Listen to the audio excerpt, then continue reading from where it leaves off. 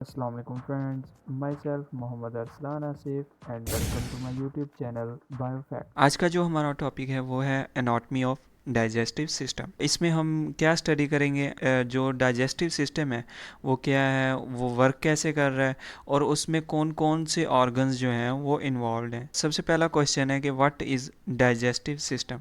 The set or group of organs which performs a specific function in common are called as system, and organs which are involved in digestion are known as digestive system। देखें, digestive system को पढ़ने से पहले आपको ये पता होना चाहिए कि सिस्टम क्या होता है।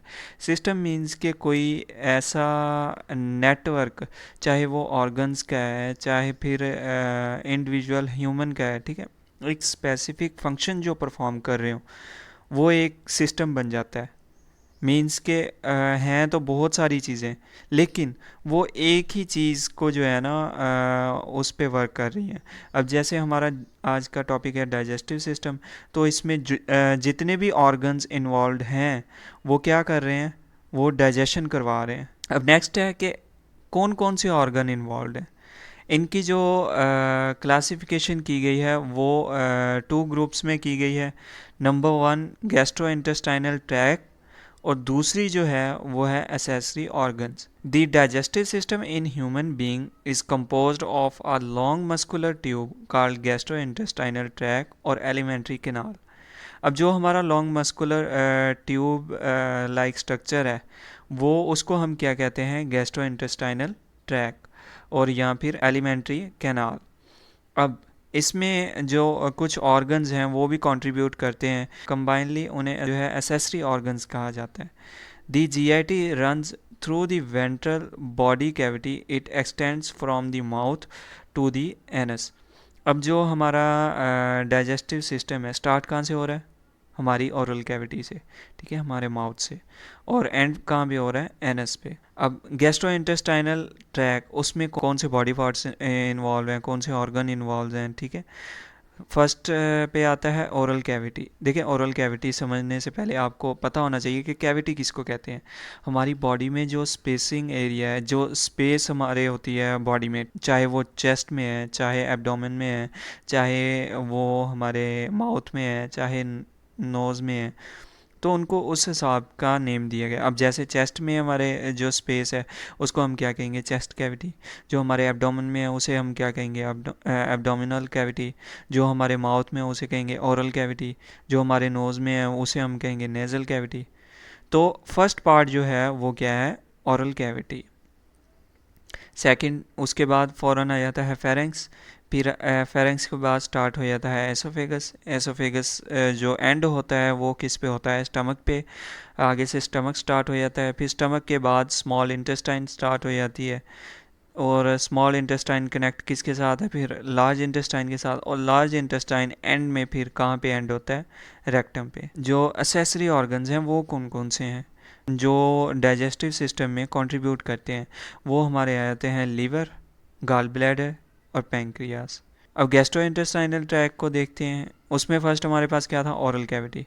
ओरल कैविटी में क्या क्या चीज़ें इन्वॉल्व होती हैं। Oral cavity is an irregular space that is bounded by muscle and bones. कौन कौन सी चीज़ें हैं आ जाती ओरल कैविटी में जो हम डाइजेशन में हेल्प आउट करती हैं।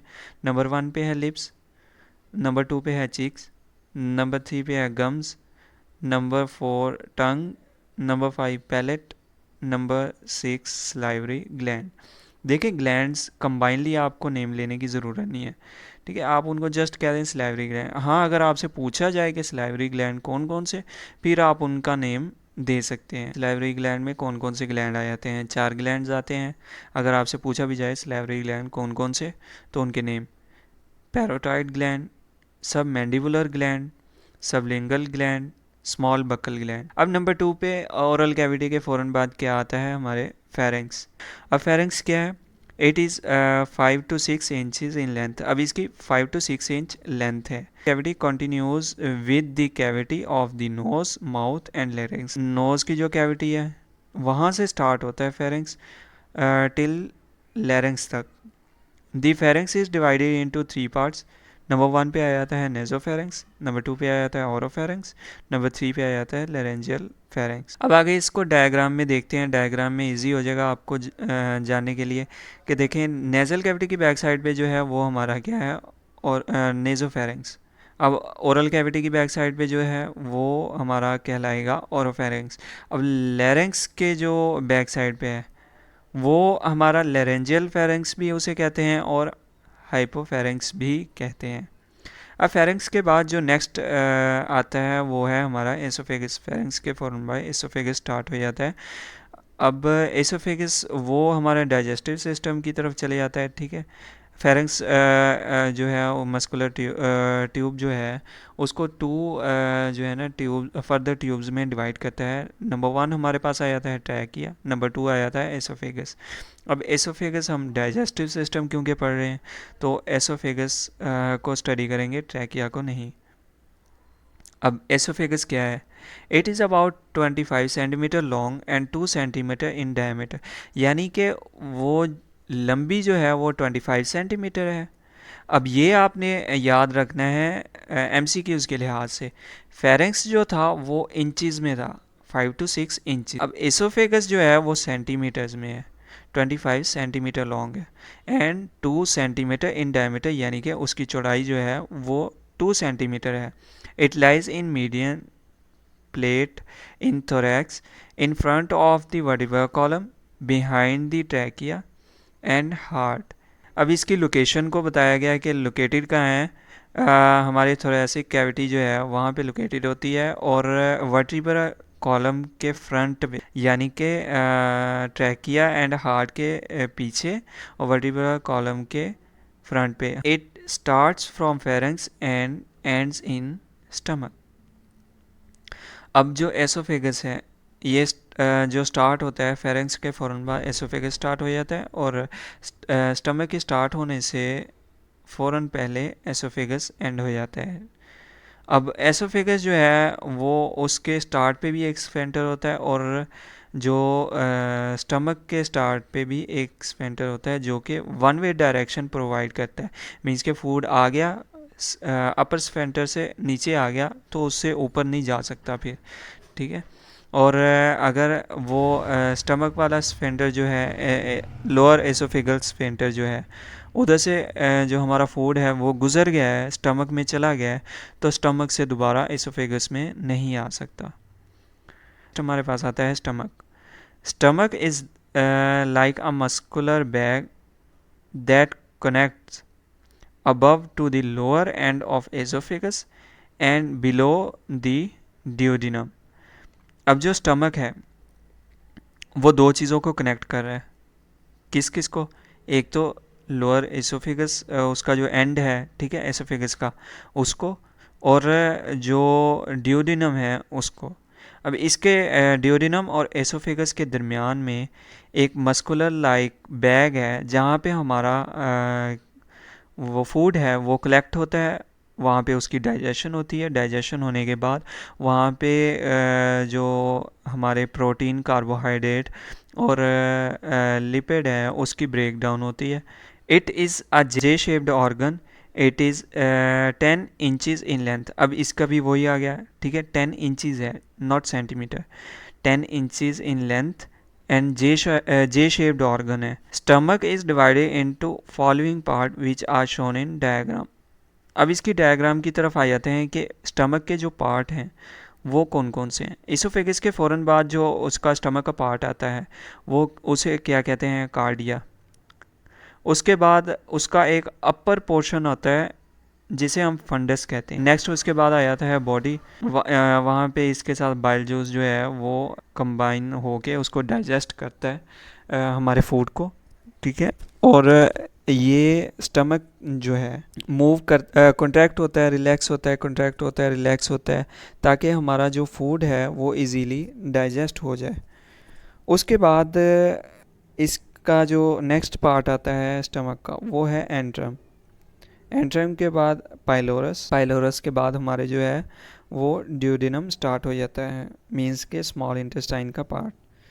अब नेक्स्ट हमारे पास क्या आता है, small intestine. The small intestine extends from the stomach to ileocaecal junction. अब इलियोसिकल जंक्शन क्या है?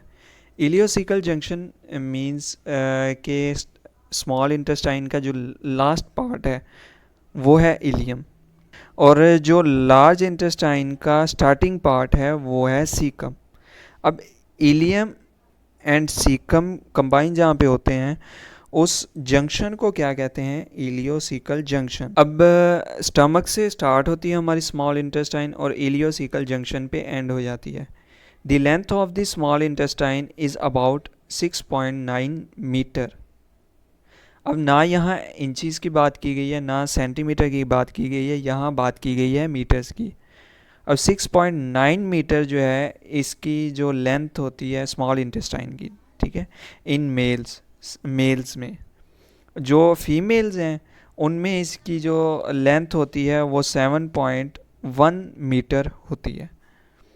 अब एवरेज इसकी जो कह लें कि लेंथ है वो 4.6 मीटर टू 9.8 मीटर होती है, यानी कि इसके दरमियान होती है। A small intestine lies in the abdominal cavity surrounding by large intestine। अब small intestine जो है वो large intestine बाहर जो यानी कि कवरिंग होती है large intestine की होती है, उसके दरमियान में small intestine मौजूद होती है जो कि abdominal cavity में मौजूद होती है। अब small intestine अगर डायग्राम में देखा जाए, यहाँ आपको नज़र आ रहा होगा कि स्टमक के फ़ौरन बाद जो स्मॉल इंटेस्टाइन का पार्ट शुरू हुआ है वो कौन सा है? ड्यूडिनम। ठीक है, ड्यूडिनम के बाद जो हमारा उसका स्मॉल इंटेस्टाइन का पार्ट आता है वो आता है जिजनम, फिर उसके बाद इलियम। अब इसकी जो साइज़ है वो क्या है? ड्यूडिनम का साइज़ 2.5 टू 3.8 मीटर होता है। जिजनम उसका साइज़ जो है 2.5 मीटर। इलियम जो है उसका साइज़ जो है 2 से 4 मीटर होता है। अब स्मॉल इंटेस्टाइन में जो एब्जॉर्प्शन होती है वो कौन करवाता है? वो एक फिंगर लाइक जो है प्रोजेक्शंस होते हैं उसमें स्मॉल इंटेस्टाइन में, जो कि एब्जॉर्प्शन जितनी भी होती है हमारी स्मॉल इंटेस्टाइन में वो किसके थ्रू होते हैं? विलाई के थ्रू। अब इसकी डायग्राम भी आपने देख ली होगी, इसका स्ट्रक्चर कैसा होता है। स्मॉल इंटेस्टाइन के बाद क्या शुरू होता है? वो हमारा आ जाता है large intestine. Large intestine extends from end of ileum to anus. अब स्मॉल इंटेस्टाइन का जो लास्ट पार्ट था वो क्या था? इलियम। इलियम से जो लार्ज इंटेस्टाइन स्टार्ट होता है मीन्स के इलियोसिकल जंक्शन से जो हमारा लार्ज इंटेस्टाइन के पास जो है वो शुरू हो जाते हैं, और उसके बाद एंड कहाँ पे होते हैं? एनस पे। It is about 1.5 metre long, being 1/5 of the whole extent of the intestine canal। अब इसकी लेंथ जो है वो 1.5 मीटर जो है लार्ज इंटेस्टाइन की लेंथ होती है। अब इसके पार्ट्स जो हैं वो कौन कौन से आ जाते हैं? सबसे पहला आता है सीकम। सीकम के बाद कोलोन्स आते हैं। ठीक है, दो पार्ट्स हैं, सीकम एंड कोलोन्स। कोलोन्स को फिर फर्दर मोर उनको जो है सब डिवाइड किया गया है। वो क्या है? Ascending colon. सबसे पहले हमारे पास असेंडिंग कोलोन आती है, फिर उसके बाद ट्रांसवर्स कोलोन आती है, फिर डिसेंडिंग कोलोन और फिर सिग्माइड कोलोन। अब यहाँ डायग्राम में आपको दिख रहा होगा सबसे पहले जो पार्ट है उसका लार्ज इंटेस्टाइन का वो कौन सा है? सीकम। सीकम के बाद ऊपर की तरफ जो हमारी लार्ज इंटेस्टाइन जा रही है उसको हम क्या कहेंगे? Ascending colon. फिर उसके बाद एक कर्व आता है, उसके बाद उसको जो कर्व के बाद पार्ट होगा उसको हम क्या कहेंगे? Transverse colon. ट्रांसवर्स कोलोन के बाद नीचे की तरफ मूव ऑन करेगी लार्ज इंटेस्टाइन, उसको हम क्या कहेंगे? Descending colon. डिसेंडिंग कोलोन के बाद जो है वो सिग्माइड कोलोन आती है। सिग्माइड कोलोन कहाँ पे एंड हो जाती है? रेक्टम पे आके एंड हो जाती है। वहाँ से आगे रेक्टम एंड एनस जो हमारे डाइजेस्टिव गैस्ट्रोइंटेस्टाइनल ट्रैक के लास्ट पार्ट है वो कौन से हैं? Rectum and anus. अब बात की जाए एसेसरी ऑर्गन्स की। एसेसरी ऑर्गन कौन कौन से हैं? देखें, एसेसरी ऑर्गन्स जो हैं वो हमारे आ जाते हैं लीवर, गॉल ब्लैडर, और पैंक्रियास। अब देखा जाए तो लीवर जो है वो क्या फंक्शनिंग परफॉर्म कर रहा है? डिस्ट्रॉय पॉइजन, नंबर 1 पॉइजन को डिस्ट्रॉय कर रहा है। Number 2 bile aids in digestion, ठीक है। Number 3 break and build many molecules. Number 4 store vitamin and iron. Number 5 destroy all blood cells. ठीक है, ये कुछ फंक्शंस हैं जो लिवर परफॉर्म करता है। अब नेक्स्ट हमारे पास आता है गाल ब्लैडर। गाल ब्लैडर क्या फंक्शन परफॉर्म कर रहा है?